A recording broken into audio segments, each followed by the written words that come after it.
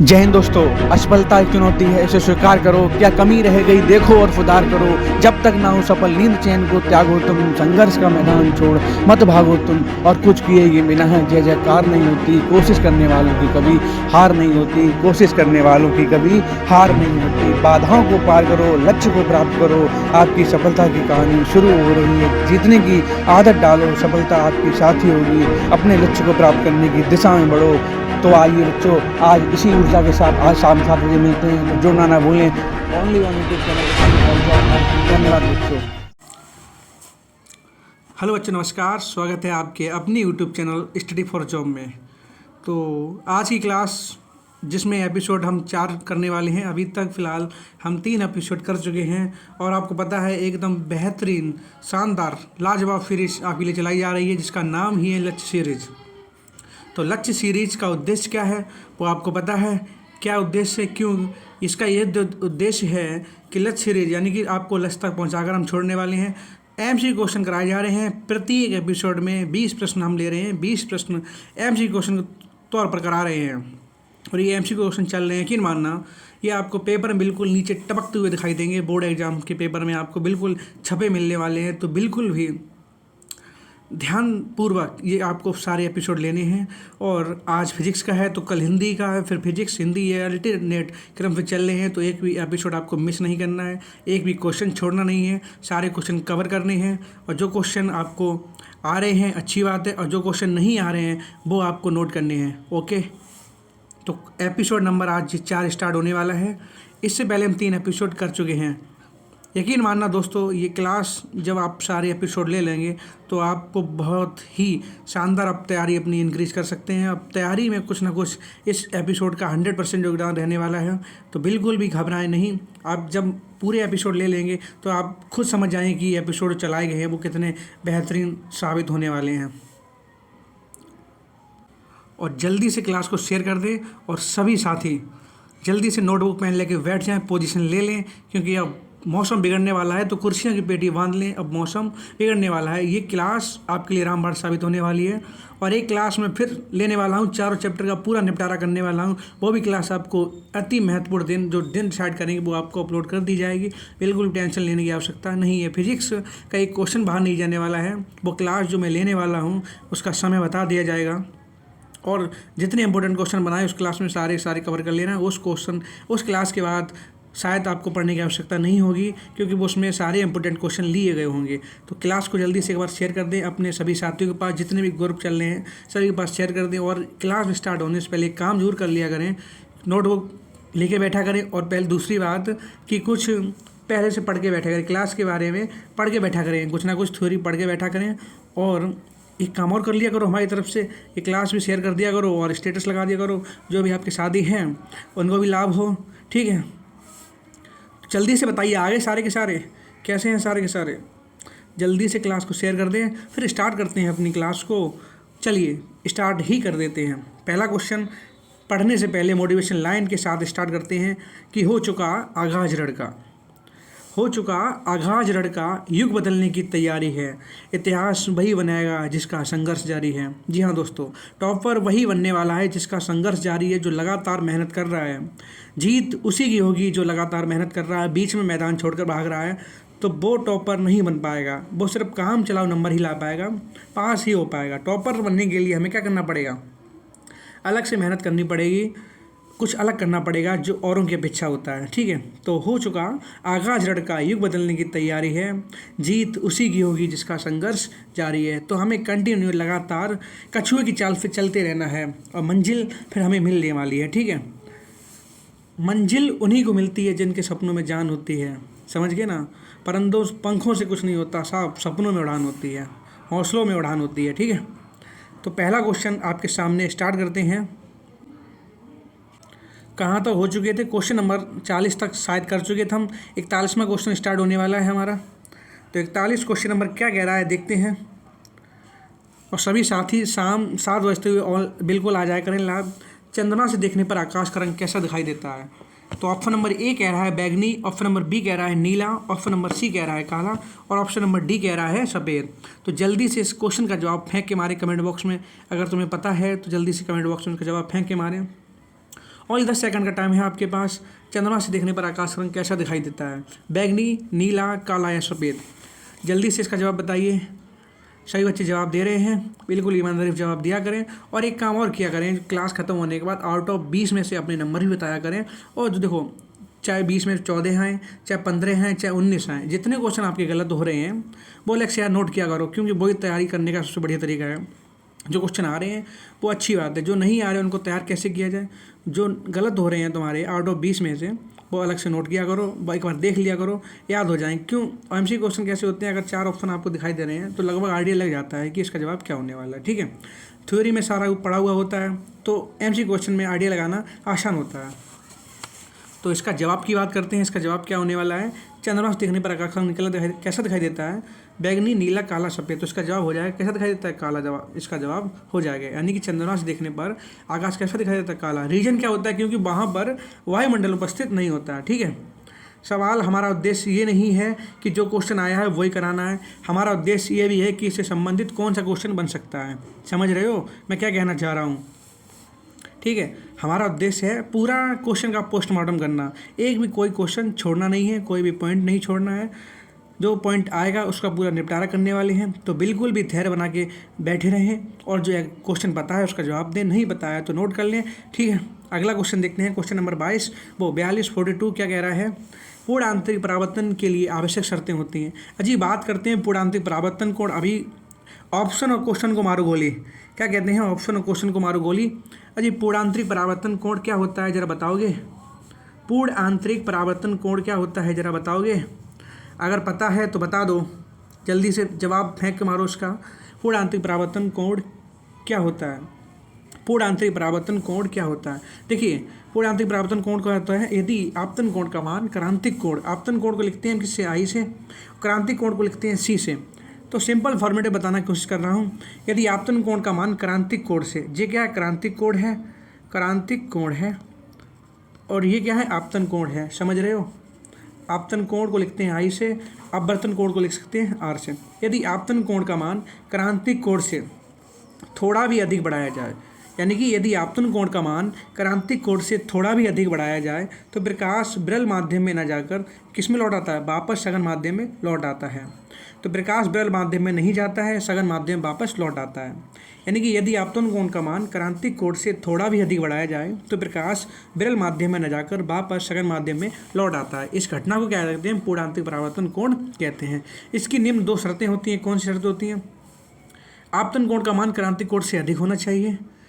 क्या होना चाहिए? आपतन कोण का मान क्रांतिक कोण से अधिक होना चाहिए, और प्रकाश विरल माध्यम से प्रकाश सघन माध्यम से विरल माध्यम में जाना चाहिए। ठीक है, प्रकाश सघन माध्यम से विरल माध्यम में जाना चाहिए।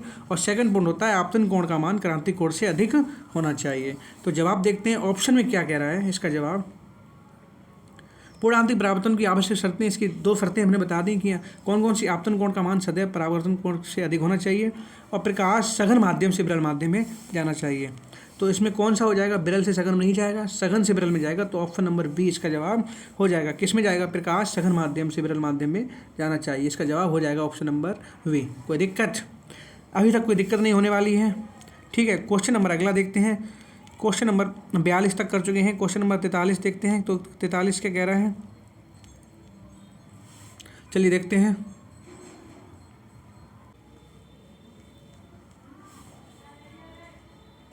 क्वेश्चन नंबर 43 कह रहा है जी,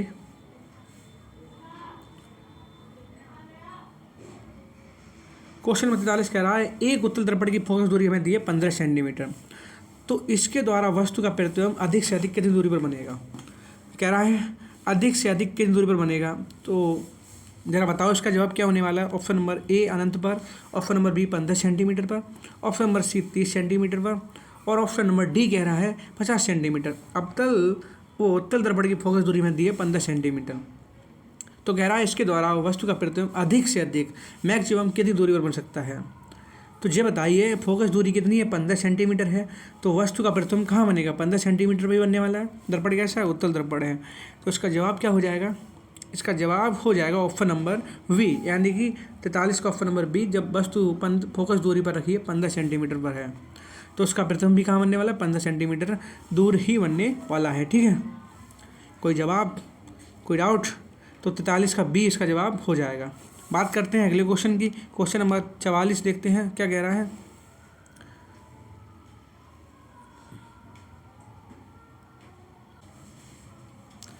क्वेश्चन नंबर 43 देखते हैं। एक उत्तर दर्पण की फोकस दूरी दी है 15 सेंटीमीटर, तो इसके द्वारा वस्तु का प्रतिबिंब अधिक से अधिक कितनी दूर पर बनेगा? ऑप्शन नंबर ए कह रहा है अनंत पर, ऑप्शन नंबर बी कह रहा है 15 सेंटीमीटर पर, ऑप्शन नंबर सी कह रहा है 30 सेंटीमीटर पर, ऑप्शन नंबर डी कह रहा है 50 सेंटीमीटर पर। तो इसका जवाब बताइए जल्दी से कमेंट बॉक्स में क्या होने वाला है। अभी तक किसी ने लाइक शेयर कमेंट्स नहीं किया है, मतलब क्लास को शेयर नहीं किया, तो क्लास को शेयर भी कर दें और इसका जवाब जल्दी से बताएं कमेंट बॉक्स में क्या होने वाला है। यानी कि दिया है उत्तर दर्पण की फोकस दूरी 15 सेंटीमीटर दी है, तो कह रहा है वस्तु का प्रतिबिंब अधिक से अधिक यानी मैक्सिमम कितनी दूर बन सकता है। तो इसका जवाब जल्दी से बताइए क्या होने वाला है। फोकस दूरी दी है 15 सेंटीमीटर, तो वस्तु का प्रतिबिंब भी कितनी दूरी बनेगा? 15 सेंटीमीटर ही बनने वाला है। ऑप्शन नंबर बी इसका जवाब हो जाएगा क्वेश्चन नंबर 43 का। ठीक है, अगला क्वेश्चन देखते हैं। अगला क्वेश्चन 44 का कह रहा है, शायद ये क्वेश्चन रिपीटेड क्वेश्चन होने वाला है, आ चुका है पिछले सेट में। इससे मतलब नहीं है कि आप दर्पण से कितनी दूरी पर खड़े हैं। ठीक है साहब, आपका प्रतिबिंब सीधा दिखाई देता है, ओके। संभावित दर्पण है तो बताइए, मतलब इससे आपको कोई फर्क नहीं पड़ता है कि दर्पण कितनी दूरी पर रखा है। जी कह रहा है आपका प्रतिबिंब सदैव सीधा दिखाई देता है। दर्पण को हमें पता नहीं कैसा है, ये कह रहा आप जैसे खड़े होते हैं उसका प्रतिबिंब आपका बिल्कुल ठीक वैसा ही बनता है। तो संभावित दर्पण कैसा होने वाला है? ये क्वेश्चन रिपीटेड है, तो बता पाओगे क्या? इसका जवाब जल्दी से बताइए। क्या केवल समतल होने वाला है, क्या केवल अवतल होने वाला है, क्या केवल उत्तल होने वाला है, या समतल प्लस उत्तल दोनों होने वाले हैं, या समतल होगा या उत्तल होगा? जल्दी से बताइए इसका जवाब। तो इसका जवाब क्या हो जाएगा? या तो समतल होने वाला है या तो उत्तल होने वाला है। ठीक है, ऑप्शन नंबर डी इसका जवाब हो जाएगा। समतल में क्या कंडीशन होती है? समतल में कंडीशन होती है कि जब वस्तु को कोई समतल दर्पण मान लिया, वस्तु को जितनी दूरी पर रखें उसका प्रतिबिंब उतनी दूरी बनता है, और जैसा रखते हैं वैसा प्रतिबिंब बनता है। ठीक है, और कंडीशन उत्तल दर्पण में भी होती है, मतलब आपका प्रतिबिंब सतत कैसा बनता है? उत्तल दर्पण में सीधा बनता है। तो संभावित दर्पण कैसा हो जाएगा? यहाँ पर उत्तल या समतल दर्पण हो जाएगा। क्वेश्चन नंबर अगला देखते हैं 45। सारे क्वेश्चन एग्जाम में आए हुए हैं, कहीं ना कहीं कोई ना कोई सन में एग्जाम में आए हुए हैं, तो सारे क्वेश्चन इंपॉर्टेंट हैं, एक भी क्वेश्चन छूटने वाला नहीं है। ठीक है, समतल दर्पण की फोकस दूरी बताइए कैसी होती है? शून्य होती है, अनंत होती है, 25 सेंटीमीटर या माइनस के 25 सेंटीमीटर पर? इसका जवाब क्या होने वाला है? जल्दी से बताइए इसका जवाब। आपके 10 सेकंड का टाइम है, जल्दी से जवाब बताइए। समतल दर्पण की फोकस दूरी कितनी होती है? शून्य होती है, या अनंत होती है, या 25 सेंटीमीटर, या माइनस के 25 सेंटीमीटर होती है? जल्दी से बताइए इसका जवाब क्या होने वाला है। ए बी सी डी कौन सा जवाब हो जाएगा? चलिए देखते हैं समतल दर्पण की फोकस दूरी क्या होती है। ठीक है, सभी बच्चे जवाब दे रहे हैं, अच्छी बात है। जिनको नहीं बताया वो नोट कर लें कि समतल दर्पण की फोकस दूरी कितनी होती है। ऑप्शन नंबर बी यानी कितनी होती है? अनंत होती है, इनफिनाइट। समतल दर्पण की फोकस दूरी कितनी होती है? इनफिनाइट होती है, अनंत यानी कि होती है। अगला क्वेश्चन क्या कह रहा है? अगला क्वेश्चन कह रहा है क्रांतिक कोण का मान अधिकतम होता है, यानी क्रांतिक कोण यानी कि सी का मान अधिकतम किस रंग के लिए होता है? बैंगनी के लिए होता है, लाल के लिए होता है, या नीले के लिए होता है, या पीले के लिए होता है? जल्दी से बताइए इसका जवाब। किस रंग के लिए क्रांतिक कोण सी का मान अधिकतम होता है और किस रंग के लिए क्रांतिक कोण का मान न्यूनतम होता है? अजी दोनों बताने पड़ेंगे, अधिकतम भी और न्यूनतम भी। सवाल कह रहा है अधिकतम, हम कह रहे हैं कि न्यूनतम भी बताओ, तो दोनों बताइए मैक्सिमम और मिनिमम किस रंग के लिए क्रांतिक कोण का मान होता है? तो जल्दी से बताओ इसका जवाब। अधिकतम की बात करते हैं, अधिकतम इसका जवाब हो जाएगा, क्वेश्चन कह रहा है अधिकतम, तो अधिकतम तो हो जाएगा लाल रंग के लिए। ठीक है, तो न्यूनतम की बात करते हैं, न्यूनतम किस रंग के लिए हो जाएगा?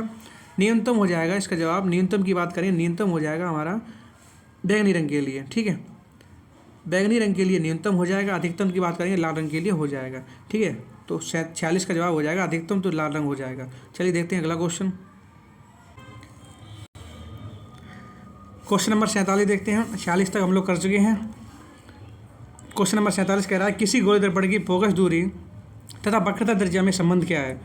ऑप्शन नंबर ए कह रहा है एफ बराबर आर, ऑप्शन नंबर बी कह रहा है एफ बराबर 1/2 ऑप्शन नंबर सी कह रहा है 2f बराबर आर, या एफ बराबर r/2। ऑप्शन नंबर डी कह रहा है एफ बराबर 2r। तो आप लोग पढ़ चुके होंगे पहले चैप्टर में कि फोकस दूरी और वक्रता त्रिज्या में क्या संबंध होता है। तो जल्दी से बताइए कमेंट बॉक्स में कि इसका जवाब क्या हो जाएगा। पहले ये बताइए वक्रता त्रिज्या फोकस दूरी में संबंध क्या होता है, तभी आप बता पाएंगे कि इसका जवाब क्या होता है। ठीक है, option number A B C D में क्या जवाब होने वाला है? जल्दी से बताइए, 10 सेकंड का टाइम है। अगर पता है तो कमेंट बॉक्स में छाप दो, नहीं पता है तो अपनी नोटबुक में नोट कर लो, ठीक है। तो वक्रता त्रिज्या फोकस दूरी में क्या संबंध होता है? फॉर्मूला होता है F बराबर R/2, यानी कि जो फोकस दूरी होती है, वक्रता त्रिज्या कैसी होती है? आधी होती है। और वक्रता त्रिज्या फोकस दूरी कैसी होती है? डबल होती है। आपस में रिलेशन चेंज कर सकते हैं। F का रिलेशन निकालना चाहें तो वक्रता त्रिज्या कैसी होती है? आधी होती है। और वक्रता त्रिज्या निकालना चाहें तो वक्रता त्रिज्या फोकस दूरी की दुगनी होती है। तो इसका जवाब क्या हो जाएगा? ऑप्शन नंबर सी, यानी कि 2F बराबर R, यानी कि R का मान हो जाएगा, मतलब वक्रता त्रिज्या फोकस दूरी से कैसी होती है? दुगनी। F बराबर R/2 या R बराबर 2F, इसका जवाब हो जाएगा ऑप्शन नंबर जी। ऑप्शन नंबर सी लॉक किया जाए, इसका जवाब ऑप्शन नंबर सी हो जाएगा, ठीक है। क्वेश्चन नंबर अगला देखते हैं हम। क्वेश्चन नंबर 47 का जवाब हो जाएगा सी। अगला क्वेश्चन नंबर 48। क्वेश्चन नंबर 48 कह रहा है उत्तल लेंस की क्षमता दी है 2 डायोप्टर। कितनी दी है? 2 डायोप्टर। तो फोकस दूरी निकालनी पड़ेगी। अब ये देखिए फोकस दूरी हमें किस में दी है, मतलब एग्जाम्पल वो ऑप्शन दिए हैं, किस में दिए हैं? सेंटीमीटर में।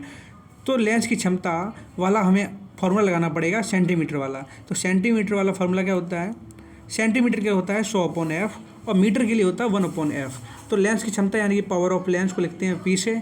फोकस दूरी वाला फार्मूला होता है सेंटीमीटर में, तो 100/F हो जाएगा, ठीक है। तो लेंस की क्षमता हमें दी है 2 डायोप्टर, तो P की जगह रखेंगे हम 2 डायोप्टर, यानी कि 2 100/F। काटा पीटी करेंगे, इसके अपॉन 1 मान लेंगे, तो काटा पीटी करेंगे 100 का भाग 2 का भाग 100 में देंगे, कितना आएगा? 50। तो F का मान कितना आ जाएगा? 50 सेंटीमीटर, इसका जवाब हो जाएगा। देखिए ज़रा कौन से ऑप्शन में 50 सेंटीमीटर? अजी कौन से ऑप्शन में है? Question number option number B में है, यानी कि 50 सेंटीमीटर का जवाब हो जाएगा, ठीक है। तो ऑप्शन नंबर बी एकदम राइट हो जाएगा, 50 सेंटीमीटर। अगला क्वेश्चन देखते हैं, क्वेश्चन नंबर 49 नंबर का क्वेश्चन देखते हैं। वायु में प्रकाश की चाल दी है 3 × 10⁸ मीटर पर सेकेंड। कितनी दी है? वायु में प्रकाश की चाल दी है 3 × 10⁸ मीटर पर सेकेंड। जबकि पदार्थ में प्रकाश की चाल दी है हमें 1.5 × 10⁸ मीटर पर सेकेंड। तो पदार्थ का अपवर्तनांक बताना पड़ेगा। देखो अपवर्तनांक के लिए फार्मूला होता है n बराबर, अब बातों को लिखते हैं किससे? n से। फार्मूला होता है निर्वात में प्रकाश की चाल, यानी कि वायु में प्रकाश की चाल बटे माध्यम में प्रकाश की चाल। तो ऊपर वायु में प्रकाश की चाल कितनी दी है हमें, तो फार्मूला पूरा ना लिख के डायरेक्ट लिखते हैं हम, मतलब वायु में प्रकाश की चाल कितनी दी है? 3 × 10⁸ मीटर पर सेकेंड। और बटे माध्यम यानी किसी पदार्थ में प्रकाश की चाल दी है कितनी? 1.5 × 10⁸। तो रख देंगे मान 1.5 × 10⁸ मीटर पर सेकेंड, ठीक है, मीटर पर सेकेंड। तो 10⁸ से 10⁸ कैंसिल हो जाएगा, और 1.5 दूनी कितना होता है? 3। तो 1.5 दूनी 3, तो इसका अपवर्तनांक निकलने वाला है, पदार्थ का अपवर्तनांक कितना निकलेगा? n बराबर 2। अब देखिए जरा कौन से ऑप्शन में है? n का मान 2 निकला है, तो कौन से ऑप्शन में है? A, B, C, D, किस में हो जाएगा? ऑप्शन नंबर डी, यानी कि 2 इसका जवाब हो जाएगा, ठीक है। ऑप्शन नंबर डी इसका जवाब हो जाएगा, यानी कि 2 इसका जवाब हो जाएगा। क्वेश्चन नंबर 50 देखते हैं हम। क्वेश्चन नंबर 50 क्या कह रहा है? कौन निम्न में से कौन सा पदार्थ लेंस बनाने में प्रयुक्त नहीं होता है? अजी देखिएगा, नहीं वाला पूछ रहा है। कभी कभार क्या होता है कि पूछता है कौन सा प्रयोग लेंस बनाने में किया जाता है, तो बताइए इसका जवाब क्या हो जाएगा? ऑप्शन नंबर ए कह रहा है जल, कांच, प्लास्टिक, मिट्टी। ये क्वेश्चन रिपीटेड क्वेश्चन लग रहा है। तो लेंस बनाने में कौन सी चीज़ प्रयोग नहीं की जाती है? ऑप्शन नंबर ए कह रहा है जल, ऑप्शन नंबर बी कह रहा है कांच, ऑप्शन नंबर सी कह रहा है प्लास्टिक, ऑप्शन नंबर डी कह रहा है मिट्टी। तो जल्दी से बताइए इसका जवाब क्या होने वाला है? लेंस बनाने में कौन सी चीज़ प्रयोग नहीं की जाती है? क्या जल किया जाता है, क्या कांच, क्या प्लास्टिक, क्या मिट्टी? तो इनमें से बताइए कौन सा नहीं किया जाता है? तो जवाब हो जाएगा ऑप्शन नंबर डी, यानी कि मिट्टी इसका जवाब हो जाएगा। तो 50 में ऑप्शन नंबर डी इसका जवाब हो जाएगा, ठीक है। यानी कि मिट्टी इसमें नहीं यूज की जाती है, जल, कांच, प्लास्टिक तो यूज की जाती है। क्वेश्चन नंबर अगला क्या कहता है? अगला कह रहा है हमारा 51 नंबर का क्वेश्चन कह रहा है, यदि वायु के सापेक्ष कांच का अपवर्तनांक कितना है? 1.5 सेंटीमीटर, 1.5 है, तो कांच के सापेक्ष वायु का अपवर्तनांक कितना होने वाला है? तो बताइए इसका जवाब कैसे, क्या करा जाए, कैसे निकालेंगे? जल्दी से बताइए। ऑप्शन नंबर ए कह रहा है 3, ऑप्शन नंबर बी कह रहा है 1.5, ऑप्शन नंबर सी कह रहा है 0.75, ऑप्शन नंबर डी कह रहा है 0.67। तो इसका जवाब जल्दी बताइए। वायु के सापेक्ष कांच का अपवर्तनांक दिया है, मतलब वायु के सापेक्ष ANG, कांच को लिखते हैं गिलास से, कितना दिया है? 1.5, और निकालना कितना है? G के सापेक्ष GNA, इसका मान निकालना है। तो ए एन जी बराबर 1.5 दिया है, जी एन ए का मान निकालना पड़ेगा। तो बताइए फार्मूला क्या होता है, जल्दी से बताइए, जल्दी से बताइए इसका फार्मूला क्या है निकालने का। देखिए जी एन ए बराबर क्या हो जाएगा, जी एन ए बराबर हो जाएगा मतलब गिलास के सापेक्ष वायु का अपनांक। तो 1/, क्या हो जाएगा, ए एन जी, ठीक है, 1/, A N G, 1/, A N G की वैल्यू कितनी दी है, 1.5। तो पॉइंट हटाएंगे, ऊपर जीरो लगाएंगे तो कितना आएगा, 10/2, काटा पीटी करेंगे, 5 दूनी 10, 5 तियां 15, 2/3 आएगा। 2/3 का मतलब होगा 0.6666, ऐसे ही भागता जाएगा। तो 0.67 लिख पाएंगे, 0.67, जो मतलब कांच के सापेक्ष वायु का अपनांक आया 0.67 आ जाएगा। क्योंकि 6 की पुनरावृत्ति बार बार हो रही है तो हम एक अंक अधिक लिख के लिख देते हैं। तो ठीक है, तो 0.67 जरा देखिए कौन से ऑप्शन में है। ऑप्शन नंबर किस में है, ऑप्शन नंबर डी में है। तो वायु, कांच के सापेक्ष वायु का अपनांक कितना हो जाएगा, 1.5, वो इसका ऑप्शन नंबर डी हो जाएगा, 0.67 इसका जवाब हो जाएगा। ठीक है, अगला क्वेश्चन देखते हैं। क्वेश्चन नंबर 52 क्या कह रहा है। क्वेश्चन नंबर 52 कहता है, यदि आपतन कोण का मान दिया है 42 डिग्री और अपवर्तन कोण का मान दिया है 30 डिग्री, तो अपवर्तित किरण विचलित होती है, तो उसका जवाब बताना पड़ेगा हमें, कितनी विचलित होती है। ठीक है, प्रैक्टिकली भी निकाल सकते हैं। तो आपतन कोण और अपवर्तन कोण कह रहा है कितनी विचलित होगी, डायरेक्ट भी निकालना चाहें तो निकाल सकते हैं। आपतन कोण का मान कितना है, 42 डिग्री दिया है और अपवर्तन कोण का मान दिया है 30 डिग्री। तो मतलब पहले 42 डिग्री थी और विचलित हो गई, कितनी बची है, 30 डिग्री। तो मतलब कितनी विचलित हुई, तो बता पाओगे, घटा दो जरा, कितना बचेगा, 12 डिग्री। तो मतलब कितनी विचलित हुई है, 12 डिग्री। तो इसका जवाब देखो कौन से ऑप्शन में है, बताओ जल्दी से, कौन से ऑप्शन में इसका जवाब है। ऑप्शन नंबर ए इसका जवाब हो जाएगा। ठीक है, कह रहा था यदि आपतन कोण का मान 42 डिग्री दिया है, अपवर्तन कोण का मान दिया है 30 डिग्री।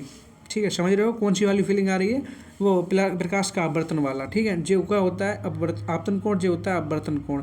इसका मान दिया है 42 डिग्री, इसका मान दिया है 30 डिग्री। तो कह रहा है कितना, मतलब जो प्रकाश की किरण है कितना विचलित हो रही है। पहले 42 डिग्री का एंगल बना रही थी, अब बना रही है 30 डिग्री का एंगल। तो मतलब कितना खपत हुई है, तो बता पाएंगे कितनी हुई है, कितना विचलित हुई है। तो 12 डिग्री, 42 में से घटा देंगे 30, कितना निकलेगा, 12 डिग्री। 52 का ऑप्शन नंबर ए इसका जवाब हो जाएगा। ठीक है, चलिए अगला क्वेश्चन देखते हैं। क्वेश्चन नंबर 53 क्या कह रहा है। अगला क्वेश्चन देखते हैं, क्वेश्चन नंबर 53।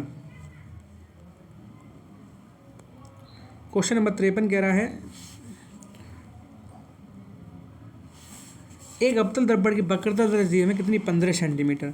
एक अवतल दर्पण की वक्रता दर्ज दी है 15 सेंटीमीटर, फोकस दूरी निकालनी पड़ेगी। अब एक बात तुम्हें पता होनी चाहिए, क्या पता होनी चाहिए, कि अवतल दर्पण आ जाए चाहे अवतल लेंस आ जाए, फोकस दूरी कैसी होती है, ऋणात्मक होती है। तो यहाँ पर अवतल दर्पण की वक्रता त्रिज्या का मान दिया हमें कितना, 15 सेंटीमीटर।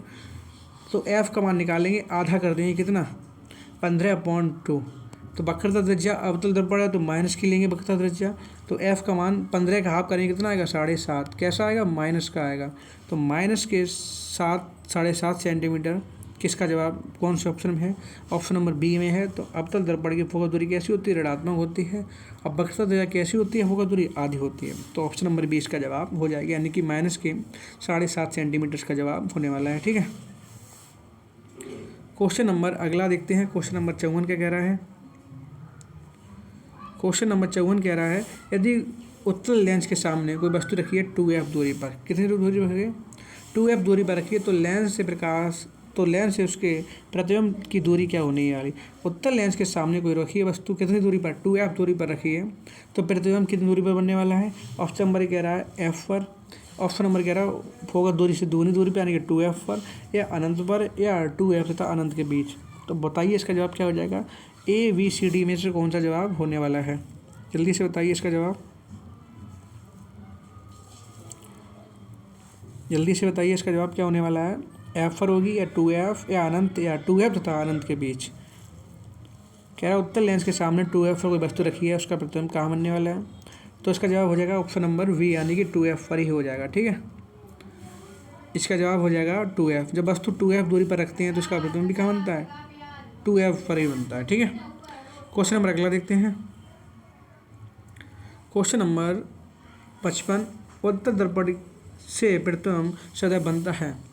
उत्तल दर्पण से प्रतिबिंब सदैव कहाँ बनता है, क्या वक्रता केंद्र सी तथा एफ के बीच बनता है, क्या वक्रता केंद्र सी तथा अनंत के बीच बनता है? क्या ध्रुव तथा मुख्य फोकस के बीच बनता है, या कहीं भी बन सकता है? ये कोई भी क्वेश्चन रिपीटेड है, शायद पहले एपिसोड में इसका क्वेश्चन आया था ऐसा।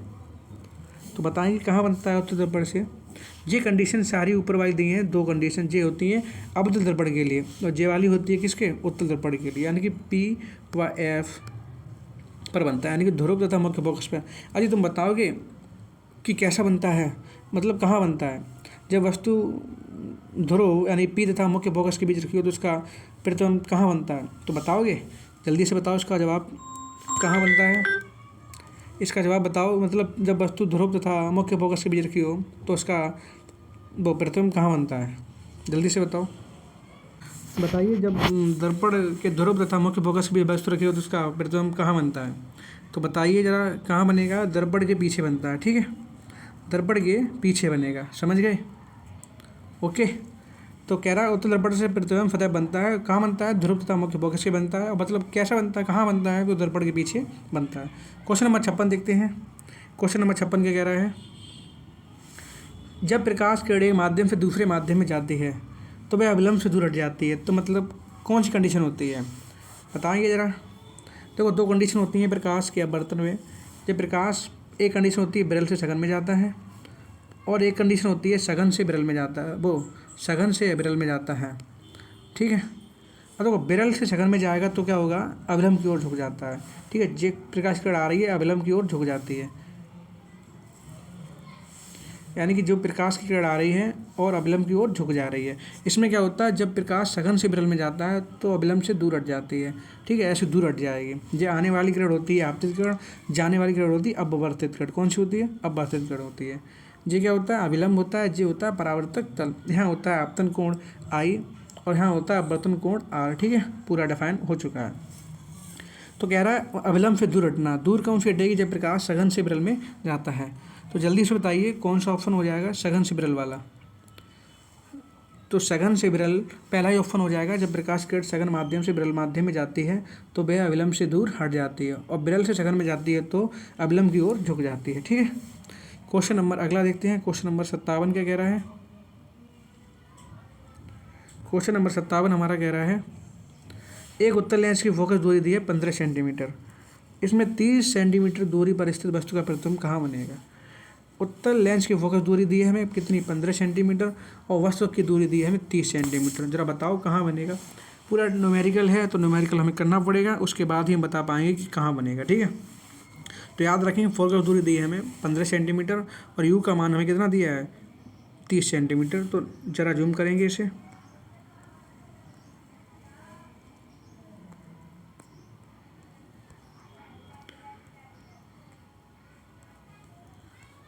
चलो देखते हैं। फोकस दूरी हमें कितनी दी थी? एफ का मान दिया 15 सेंटीमीटर, और वस्तु तक की दूरी यानी यू का मान दिया हमें -30 सेंटीमीटर। तो बी का मान पहले निकालेंगे, ठीक है, प्रतिबिंब तक की दूरी निकालेंगे पहले। वस्तु का प्रतिबिंब कहाँ बनता है उसका डिफाइन करना पड़ेगा। तो फार्मूला होता है 1/f बराबर, देखो लेंस है तो कौन सा लगाएंगे फार्मूला? माइनस वाला। तो 1/f बराबर 1/b माइनस के 1/u, ठीक है। तो 1/f की वैल्यू कितनी है? 15। 1/v की वैल्यू निकालनी है हमें। u माइनस में तो माइनस और माइनस का सीधा प्लस कर दे रहे हैं हम। अब ये वैल्यू कैसी है? प्लस की है, उस तरफ फेंक तो कैसी हो जाएगी? माइनस की हो जाएगी। तो 1/15 माइनस के 1/30 बराबर 1/v। क्रॉस मल्टीप्लाई करेंगे, 30 एकन 30, 15 एकन 15, तो 30 माइनस के 15 हो जाएगा। इसका गुणा करेंगे तो 15 × 30 आएगा, बराबर चल रहा है 1/v। ऊपर हटाएंगे तो क्या आएगा? 15, नीचे आएगा 15 × 30, 1/v। तो 15 से 15 कैंसिल, क्या बचेगा? 1/30 बराबर 1/b। तो b का मान आएगा 30 सेंटीमीटर आएगा, ठीक है। तो b का मान हमने निकाल लिया कितना? 30 सेंटीमीटर हो जाएगा। तो देखते हैं कौन से ऑप्शन में है 30। तो चलो देखते हैं। 30 निकाल लिया हमने, और कह रहा है कौन सा क्वेश्चन था? 57, ठीक है। ज़रा बताओ, 30 सेंटीमीटर वाला कह रहा है, 15 वाला गलत हो जाएगा। 15 गलत, हमारा कितना निकला? v का मान निकला 30 सेंटीमीटर। देखो 30 सेंटीमीटर वस्तु की दूसरी और वास्तविक उल्टा वस्तु के आकार का, या वास्तविक दूसरी वास्तविक उल्टा वस्तु के आए, जो दोनों ऑप्शन एक जैसे लग रहे हैं। तो ठीक है, यहाँ पर दोनों ऑप्शन एक जैसे दिए हैं, वैसे इसका जवाब भी वस्तु की दूसरी ओर बनेगा। कैसा बनेगा? वास्तविक बनेगा, उल्टा बनेगा और आकार बनेगा। ठीक है, तो ऑप्शन बी या ए में से कोई सा भी होता है, तो एक ऑप्शन लगा लो। दोनों एक जैसे ही हैं, तो ऑप्शन मेन चीज़ हमें ऑप्शन पता होना चाहिए। 30 सेंटीमीटर बी का मान निकला हमें। और कैसा बनेगा? वस्तु की दूसरी ओर बनेगा, वास्तविक बनेगा, उल्टा बनेगा और वस्तु के आकार का बनेगा। जो ऑप्शन जो लोग बच्चे बता रहे हैं, ए बता रहे हैं, उनका भी ठीक है, बी बता रहे हैं, उनका भी ठीक है, क्योंकि यहाँ पर दोनों ऑप्शन एक जैसे ही डाल दिए हैं। थोड़ी मिसप्रिंट है टाइपिंग में, शायद छपने में थोड़ी प्रॉब्लम आई होगी, कुछ ना कुछ वर्ड मिस हो गया। ठीक है, कोई बात नहीं, हमारा जवाब ए और बी दोनों यहाँ पर सही हो जाएंगे। अगर ऐसा क्वेश्चन आता है, बाई चांस मिसप्रिंट हो जाती है, तो आपको ए लगा दो चाहे बी लगा दो, दोनों में नंबर मिलने वाले हैं। ठीक है, कोई बात नहीं, तो इसका जवाब ए कह लो चाहे बी कह लो, दोनों हो जाएंगे। 57 का जवाब ए और बी। क्वेश्चन नंबर देखते हैं अगला, क्वेश्चन नंबर 58 देखते हैं। क्वेश्चन नंबर 58 क्या कह रहा है? दर्पण वो अवतल दर्पण के सम्मुख यानी कि ध्रुव तथा मुख्य फोकस के बीच स्थित वस्तु का प्रतिबिंब कैसा बनता है? वस्तु कहाँ रखी है? पी तथा एफ के बीच रखी है। तो पहले जब बताइए प्रतिबिंब बनेगा कहाँ बनेगा? दर्पण के पीछे बनता है। अभी जैसे हमने बताया था पिछले सवाल में, दर्पण के पीछे बनता है। और कैसा बनता है ये बता दो जरा। ऑप्शन नंबर ए कह रहा है सीधा आभासी छोटा, ऑप्शन नंबर बी कह रहा है सीधा आभासी बड़ा, ऑप्शन नंबर कह रहा है सीधा वास्तविक बड़ा, ऑप्शन नंबर डी कह रहा है सीधा वास्तविक तथा छोटा। तो कैसा बनेगा जल्दी से बताओ। ये तो पता चल गया हमें कि कैसा बनता है, कहाँ बनता है, मतलब कि दर्पण के पीछे बनता है। अब बनता कैसा है जरा बता दो। दर्पण की कंडीशन है अवतल दर्पण वाली है, तो कैसा बनेगा? सीधा बनेगा, आभासी बनेगा और वस्तु से बड़ा बनने वाला है। सीधा आभासी बड़ा कौन से ऑप्शन नंबर में? ऑप्शन नंबर बी में है। कैसा? सीधा है, आभासी और बड़ा है। तो इसका जवाब क्या हो जाएगा? 58 का बी। ठीक है, कोई दिक्कत? क्वेश्चन नंबर अगला देखते हैं। क्वेश्चन नंबर अगला क्या कह रहा है? 59। देखिए 59वां सवाल देखते हैं। 59वां सवाल कह रहा है लेंस से 0.2 मीटर दूर रखी वस्तु के आभासी प्रतिबिंब का आवर्धन दिया है 0.5 है, लेंस बताना पड़ेगा। तो लेंस के लिए हमें क्या फोकस दूरी एफ का मान चाहिए हमें। तो एफ के मान के लिए हमें क्या चाहिए? यू का मान भी पता होना चाहिए और बी का मान भी पता होना चाहिए। तो बी का मान भी पता होना चाहिए। यहाँ पर हमें यू का मान तो दिया है कितना? 0.2 मीटर। तो देखो कैसे निकालेंगे, फॉर्मेट बता दे रहे हैं, निकाल खुद लेना क्योंकि सवाल थोड़ा बड़ा है। तो एम बराबर लगाएंगे पहले लेंस वाला माइनस के बी अपॉन यू वाला। ठीक है, तो यहाँ पर एम का मान 0.5 है, 0.5 जगह रखेंगे 1/2 और बी की जगह रखेंगे क्या? बी का मान तो निकालना ही हमें, यू की जगह रखेंगे माइनस के 0.2। यहाँ से क्या? बी का मान निकालने के, तो बी का मान पता चल जाएगा हमें और यू का मान भी पता हमें चला है, तो एफ का मान यहाँ से निकल जाएगा। ठीक है, अगर एफ का मान पॉजिटिव आता है तो लेंस कैसा होगा? उत्तल। अगर एफ का मान निगेटिव आता है तो लेंस कौन सा है? अवतल लेंस हो जाएगा। ठीक है, तो यहाँ से पहले देखिए आवर्धन वाले फॉर्मूले से हम पहले वी का मान निकालेंगे, फिर फोकस दूरी वाले फार्मूले से हम फोकस दूरी निकाल लेंगे, क्योंकि यहाँ से बी का मान पता चल जाएगा, यू का मान में सवाल में दिया ही है, तो एफ का मान निकाल लेंगे। ठीक है, तो एफ का मान पॉजिटिव आता है तो उत्तल लेंस हो जाएगा और निगेटिव आता है तो अवतल लेंस हो जाएगा। तो निकाल लेंगे आप लोग। ये क्वेश्चन होमवर्क में डाल लो और इसका जवाब कमेंट बॉक्स में क्लास खत्म होने के बाद देना। ठीक है, क्वेश्चन नंबर 60 देखते हैं, लास्ट क्वेश्चन हमारा। क्वेश्चन नंबर 60 कह रहा है किसी वस्तु का आभासी एवं आकार में बड़ा प्रतिबिंब बनाने के लिए कौन सा दर्पण उपयोग करते हैं? कैसा कह रहा है? आभासी कह रहा है, वस्तु से बड़ा कह रहा है, आकार में बड़ा, और कौन सा दर्पण उपयोग करेंगे? आभासी आकार में बड़ा प्रतिबिंब बनाने के लिए कौन सा दर्पण उपयोग करते हैं? अभी क्वेश्चन आ चुका है, पी और एफ वाला बताया था। देखो उत्तल दर्पण होगा कि अवतल दर्पण होगा या समतल होगा या इनमें से कोई नहीं, प्रयुक्त में तो कोई नहीं। तो जवाब बताइए, इसका जवाब जल्दी से बताएं कमेंट बॉक्स में। ए होगा, बी होगा, सी होगा या डी होगा? तो कौन सा जवाब होने वाला है? कह रहा है देखो आभासी भी कह रहा है और बड़ा भी कह रहा है और सीधा, 3 स्टेप थी, तो कौन से बनती हैं?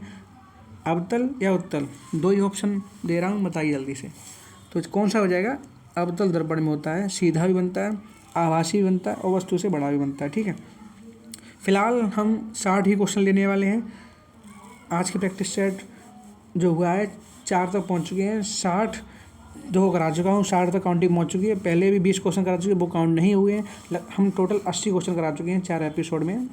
ठीक है, लगभग 15 एपिसोड आने वाले हैं, तो सारे क्वेश्चन कवर हो जाएंगे। लगभग 300 क्वेश्चन कराने का हमने टारगेट छाना है। तो लक्ष्य सीरीज है, आपको लक्ष्य तक पहुँचा के छोड़ेगी, बिल्कुल भी परेशान नहीं होना। बार बार मैं कह रहा हूँ कि शाम को 7 बजे क्लास चल रही है। विधिवत तरीके से जेल लिया करें एमसीक्यू क्वेश्चन कराने का, ये सबसे बढ़िया तरीका था हमारे पास। ना आप याद कर पाओगे तो फिर 300 क्वेश्चन ना मैं याद करा पाऊँगा। ये तरीका है याद कराने का, क्योंकि देख कोई चीज़ देखते हैं, देखने में जल्दी याद होती है। तो 4 ऑप्शन वाले हैं, ऑप्शन आपको दिखाई देगा, मतलब कि 4 ऑप्शन कोई ना कोई पहचान लेंगे आप कि कौन सा उसका जवाब हो जाएगा। थोड़ा आइडिया लगाएंगे, थोड़ा दिमाग से लगाएंगे तो हो जाएगा काम। ठीक है, एमसीक्यू क्वेश्चन तैयार करने का यही तरीका होता है, थोड़े थोड़े पढ़ो, डेली 15-20 क्वेश्चन पढ़ो तो याद हो जाएंगे। एक साथ पढ़ना चाहोगे 200-300 क्वेश्चन नहीं पढ़ पाओगे, ना याद कर पाओगे। ना मेरे बस की है, ना तुम्हारे बस की है 300 क्वेश्चन एक बार में कराने की, ना तुम्हारा याद करने की क्षमता है। तो ऐसी तरीका है, 20-20 क्वेश्चन डेली पढ़ो, कम पढ़ो, अच्छा पढ़ो, सॉलिड पढ़ो। ठीक है, तो ये क्लास थी आज की, कैसी लगी कमेंट बॉक्स में जरूर बताया करें, रिप्लाई दिया करें। और आपके 20 में से कितने नंबर, मतलब कितने क्वेश्चन सही हुए हैं वो भी जल्दी से जवाब दे दिया करें। क्लास ख़त्म होने के बाद क्या होता है, लाइव क्लास में आपके कमेंट गायब हो जाते हैं। ठीक है, लाइव क्लास चलेगी तभी तक रहते हैं, उसके बाद गायब हो जाते हैं। तो क्लास ख़त्म होने के बाद 1 मिनट का काम है, 10 सेकंड का ही काम है, तो 20 में से अपना स्कोर जो बता दिया करें, मतलब कितने क्वेश्चन सही हुए हैं। तो क्लास ख़त्म होने के बाद कमेंट बॉक्स में छाप दिया करें। और जो होमवर्क दिया है वो भी आपको होमवर्क वाला सवाल का जवाब भी देना है। ठीक है, तो ये आज की क्लास रही है।